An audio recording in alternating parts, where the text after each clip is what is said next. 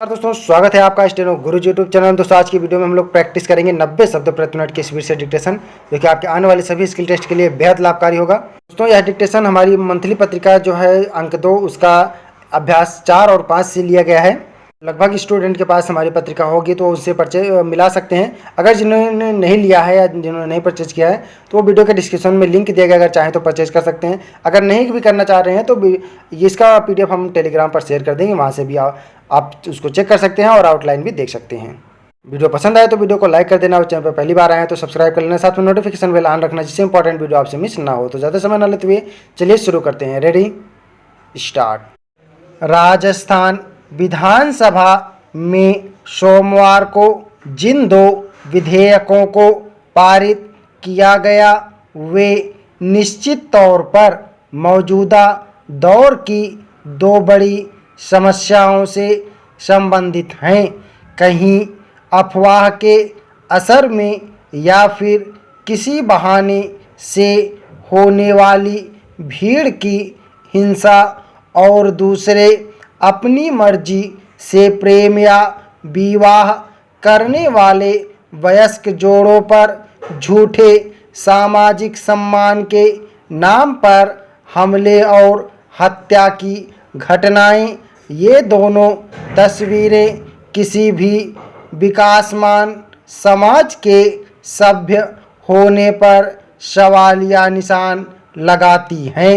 इन दोनों सामाजिक प्रवृत्तियों पर रोक लगाने के मद्देनज़र राजस्थान में झूठे सम्मान के नाम पर हत्या के साथ ही भीड़ की हिंसा के खिलाफ भी सख्त कानूनी प्रावधानों वाले विधेयक विधानसभा में पारित किए गए। राजस्थान लिंचिंग से संरक्षण विधेयक 2019 और राजस्थान सम्मान और परंपरा के नाम पर वैवाहिक संबंधों की स्वतंत्रता में हस्तक्षेप का प्रतिषेध विधेयक 2019 से बने इस कानूनों के अमल में आने के बाद इसके आरोपियों को सख्त सजा भुगतनी पड़ सकती है। दरअसल पिछले कुछ समय से भीड़ की हिंसा और झूठे सम्मान के नाम पर की जाने वाली हत्याएं एक बड़ी समस्या के रूप में सामने आ रही थीं। सवाल उठ रहे थे कि आपराधिक गतिविधियों के खिलाफ बने कानूनों के जरिए ऐसी घटनाओं पर रोक लगाना अगर संभव नहीं हो पा रहा है तो क्यों नहीं नए और सख्त कानून बनाए जाते। सुप्रीम कोर्ट ने पिछले साल ही साफ शब्दों में कहा था कि लोकतंत्र में भीड़ तंत्र की इजाज़त नहीं दी जा सकती और राज्य इसे पूरी तरह रोकने के लिए कानून बनाए।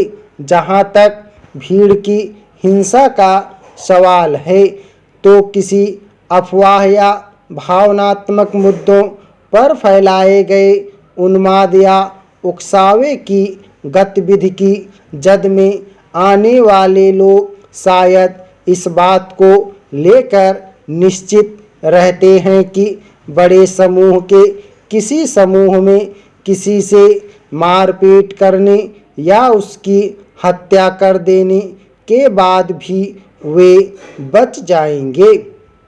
यह धारणा एक हद तक सही भी थी, लेकिन राजस्थान में नया कानून लागू होने के बाद अगर भीड़ की हिंसा में पीड़ित की जान चली जाती है तो दोषियों पर आजीवन कारावास के साथ 5 लाख रुपए का जुर्माना लगाया जा सकता है। कुछ अन्य सख्त कानूनी प्रावधान किए गए हैं। मसलन इस कानून के तहत अब ऐसे मामलों में हमला या हत्या के संदर्भ में 2 या इससे ज़्यादा लोगों के समूह को भीड़ के रूप में परिभाषित किया गया है। इसके अलावा आज़ादी के 7 दशक बाद भी स्थिति अगर यह है कि जात के नाम पर झूठी इज्जत को बचाने की आड़ में लोग अपनी ही बेटी या उसके साथी की हत्या कर डालते हैं, तो इससे बड़ी सामाजिक विडंबना क्या होगी। सभापति महोदया, हमारी आज़ादी की लड़ाई लड़ी गई। सत्य और अहिंसा के रास्ते पर महात्मा गांधी ने हिंदुस्तान की आज़ादी हासिल की। उसी आज़ादी को हासिल करने के नाते दुनिया के सैकड़ों देशों से साम्राज्यवादी ताकतों को उखाड़ कर फेंक दिया।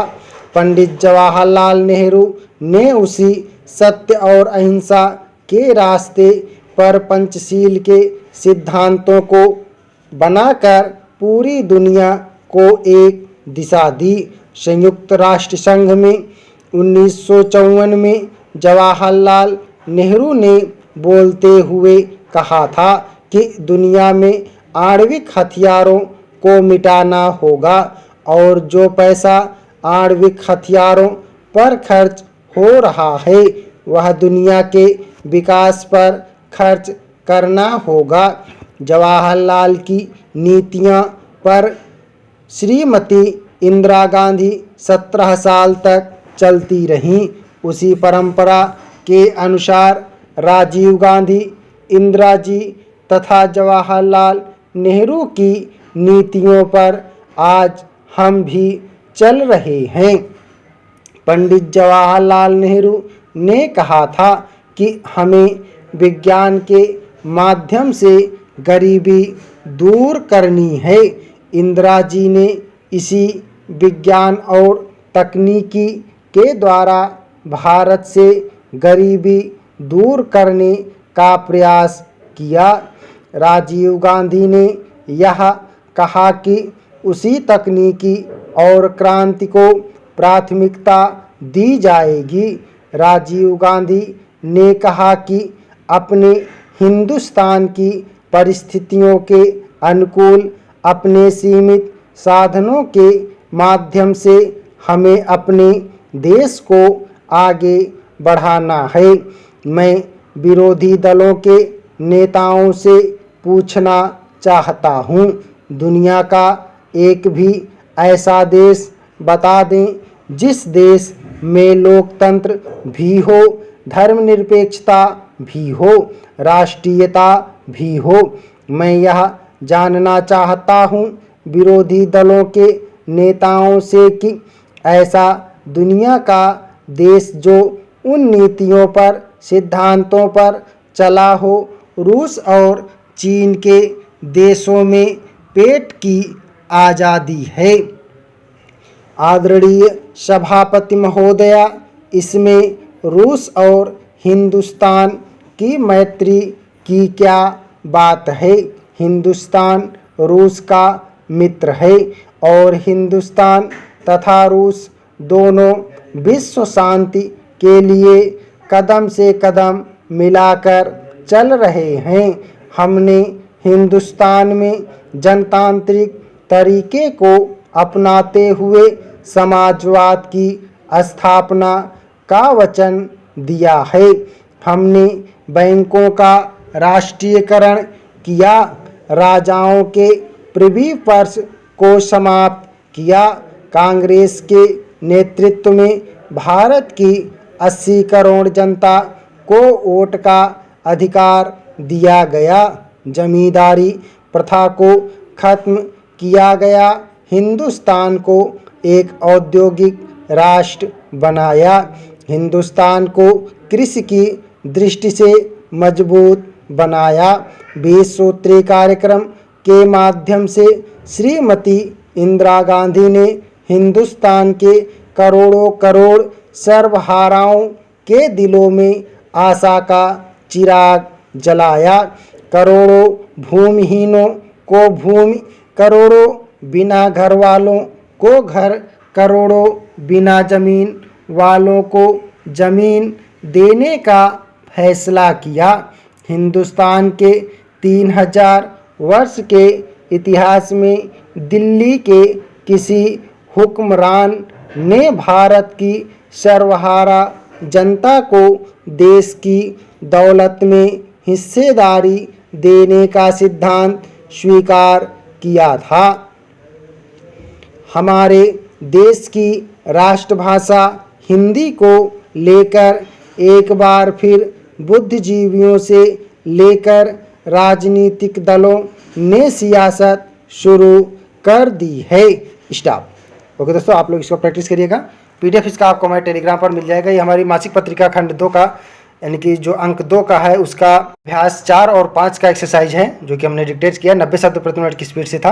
आपने पत्रिका परचेज किया है तो आप इसको मिला सकते हैं। अगर नहीं भी परचेज किया तो इसका पीडीएफ हम टेलीग्राम पर शेयर कर देंगे, वहाँ से भी आप इसको मिला सकते हैं। साथ में इसकी आउटलाइन भी हम टेलीग्राम पर शेयर कर देंगे। उम्मीद करता हूँ वीडियो आपको पसंद आया होगा। तो वीडियो को लाइक कर देना और चैनल पर पहली बार आए तो सब्सक्राइब कर लेना, साथ में नोटिफिकेशन बेल ऑन रखना, जिससे इंपॉर्टेंट वीडियो आपसे मिस ना हो। तो मिलते हैं अगले वीडियो में नए डिक्टेशन के साथ। तब तक के लिए बाय। Thanks for watching. जय हिंद, जय भारत।